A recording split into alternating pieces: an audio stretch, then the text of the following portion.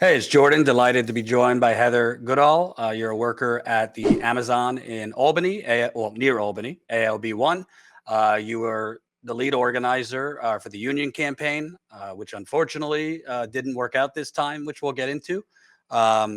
You guys successfully were able to get the green light to hold a union election, but I mean, the union busting up there, I saw it really bad when I covered it at Staten Island, how Mhm. bad the union busting was, but I think Amazon only doubled and tripled down uh, They near you guys. Before we get to really disturbing things with how Amazon is treating disabled workers, can you kind of talk about lessons learned? Obviously, you guys lost this union election, but tell people what you were dealing with in terms of the union busting and kind of some lessons you might have learned.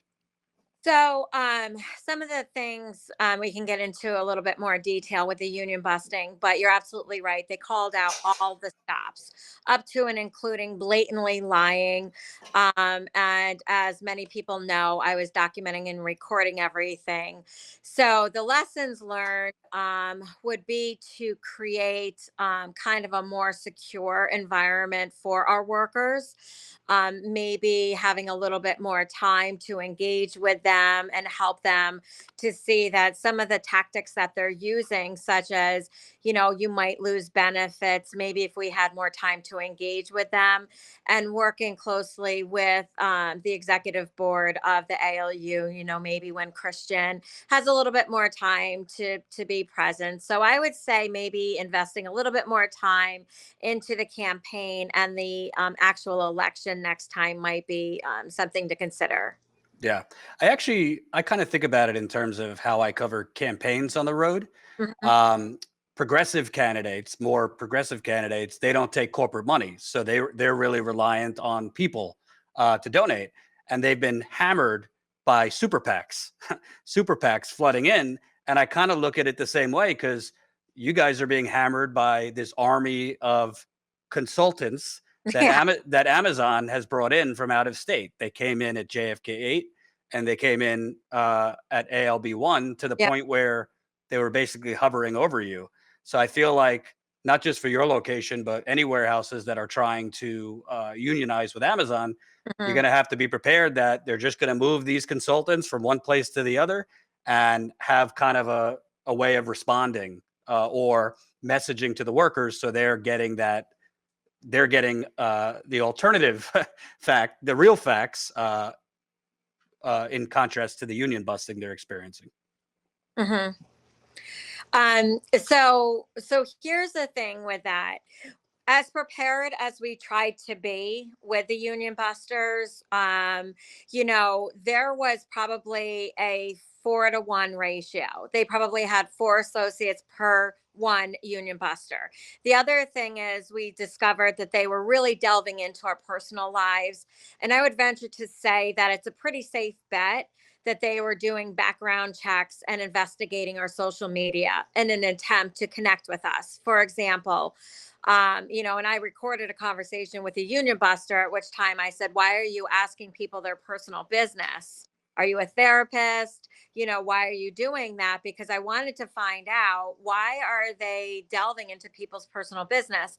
And as I started to watch things unfold a little bit more, I realized that they were doing this because if you make a personal connection to somebody, it's common knowledge that you gain that trust, right? So if I go to you, Jordan, hey, what kind of things do you like? And you say, hey, I like football. And I've already investigated your social media to see if you like a specific team. And I say to you, oh, I like Cowboys. Do you like Cowboys? And then you make that personal connection. And then what does that do? It gives you that much more vulnerability to kind of attack what they may be like personally. And I think that with this campaign, it wasn't just, the ALU is untested and unproven. It wasn't just the union dues. They really made a very strong attempt to use people's personal lives to make that connection and then use that vulnerability, as we saw with the people with disabilities, right? Right. They took those vulnerabilities, they took those disabilities, and then they used it against them. And that is something that, is is really, really beyond even the boundaries that I would have set for the union busters. And I want to talk about that. I mean, there's been audio of literally HR like investigating a worker with a disability. They won't put it in writing what exactly they're investigating this person for. It's clear that the person is under distress. Mhm, This person was escorted out mhm. of the building, and I don't know if if they were fired or whatnot. Now there's another worker. There's audio of similar circumstance. Why is Amazon investigating workers with disabilities, and why won't they put anything in writing about it? So there's actually three now. So we've Wow. had three in a week. Now, the first one was a person who does identify as a person with disability. And I want to touch on that for a moment because this particular worker does identify as a person with disability. And he was called into a meeting right after the fire, and he was asked if Christian Small set the fire. And this person with disability, said no. And then they asked him if the ALU set the fire, and he said no. And then they proceeded to ask him if he set the fire. And of course, he said no. So the fact that they targeted this person with disability and in a vulnerable state to question and interrogate him about the fire, when we know that local authorities were investigating the fire, is a huge problem. So, as of today, the first worker I just referred to about the fire is now suspended. And sorry, is now suspended. So he had also filed a complaint with the Division of Health and Human Services. And lo and behold, he received a call from Amazon's attorney telling him or asking him to propose a settlement amount. So clearly, they know that there is a liability factor. So that's the first person. The second, Can I just ask you on this person? Call me a cynical journalist. Sounds to me like Amazon was bringing in somebody who maybe cognitively has some impairment to rope them into making false charges against somebody like Christian Smalls, so that they could say, "Hey, one of the workers gave up Christian Smalls set the fire." or to try to get him to make a statement that could have been misconstrued. So they definitely targeted three people that all have, I will say, similar challenges, and can be, forced into a vulnerable situation where they may say something that could easily be conveyed as incorrect, or they could have manipulated that statement. So there was a clear malicious intent in all three of these cases. So now back to the first one, Quentin, who agreed also to talk to the press.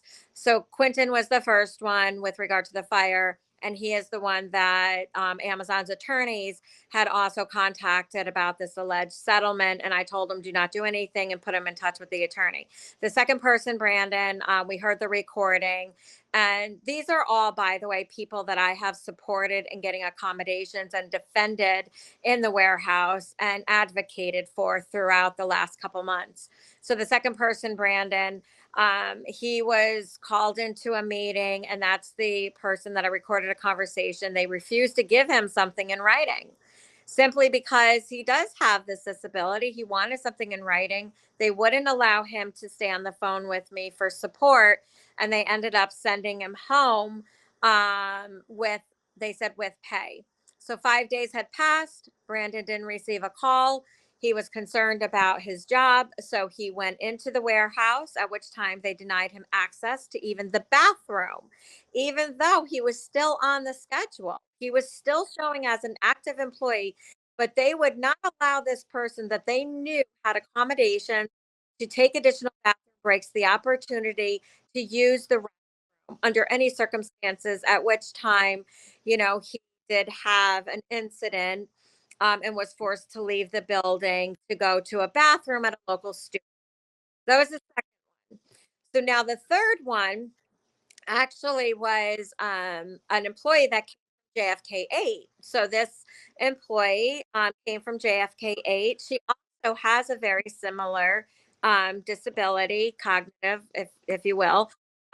So she was now suspended, nothing in writing. She still doesn't know why she's suspended. So she was concerned about her job. She went into the warehouse yesterday and they refused to give her any answers. They refused to give writing. They refused to tell her why she was suspended. And I think you may have heard the recording where it escalated and her fiance had to, take her out of the building, very upset. And they still will not give information. So that's three people in a week. They also tried to tell me to leave yesterday, but it wasn't going to happen. So, or excuse me, Saturday, they tried to tell me to leave, but, and the fact that I did end up staying and I did end up getting added to the calendar definitely demonstrates that unless you have the ability to fight back and you know your rights and know the law, I mean, where do you go from there? I knew the law, so I could fight back, but these other people, they don't have that advocacy. This must be the direct working relationship Amazon keeps crowing about. Um, yeah, I mean, what you're describing, based on disability law, sounds pretty illegal to me. Mhm. But obviously, Amazon has been able to then break the law. There's no criminal consequences. What's the way forward? Because obviously, at this point, doesn't mean you can't try again. You're not going to have that union protection. Tell me also about Amazon Labor Union has said they're going to contest the election results, saying that this election there were so many violations. Can you give me a little idea of what are some of the things you're contesting, and what's the next steps forward? So basically, we are closely with our attorneys to file objections based on the level of violations that we've had. For example, not allowing us into the building to campaign and talk to other workers. So they came up with this off-duty action policy, do everything in their power to keep us out. I also have audio. I'm shutting down a captive audience meeting with me in it because they wouldn't allow me to ask questions. I mean, they're holding meetings at ALU, but they're telling ALU executive board member and lead campaign manager to leave. So they ended up shutting down that meeting. The other thing is they were using a lot of coercion. For example, they were saying it could be more, it could be less, or it could be the same. Your benefits at ALB1 are great.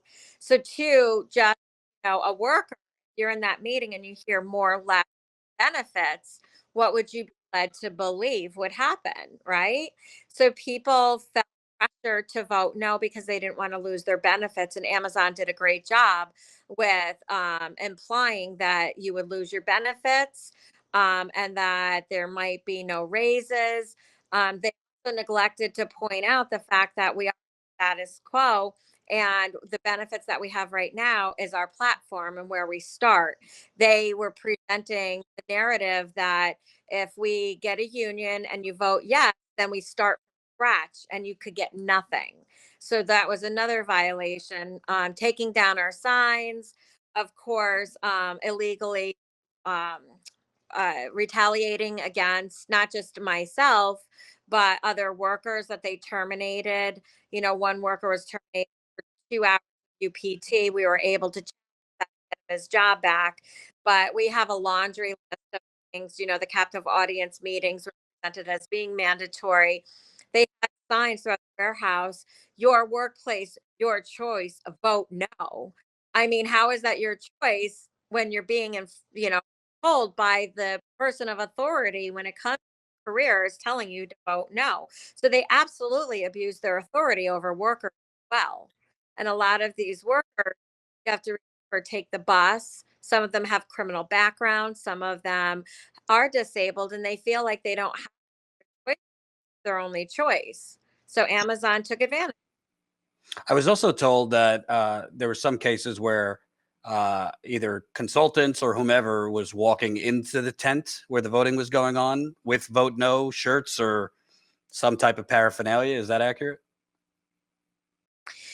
So with regard to that, there was a lot of people that did through with no shirts, which you're not supposed to, where either vote yes or vote no. And there was quite a few. I did bring it up to the board, but unfortunately, it wasn't challenged. So were some of them the union busters? It's possible, but there was so that it was really hard to identify who was who when there were so many that came through with the vote no shirts. And I think everything you're talking about, based on my experience, I mean, listen, the people that work at Amazon, they're not so educated on their labor rights, right? And they need the job. Most of them are working, paycheck to paycheck. A lot of people working at Amazon have other jobs. So all of this creates, I think, almost a paranoia that, oh, well, they might find out I voted yes, and that Yes. that that might,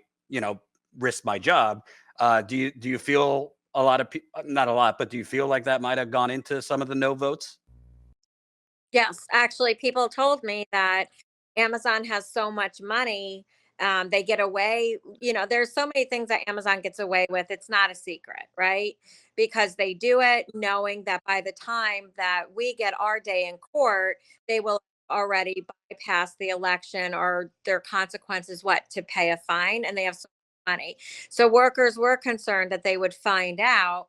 uh, that they voted yes, and that Amazon would in turn fire them for voting yes. So they absolutely thought that Amazon would find out if they voted yes.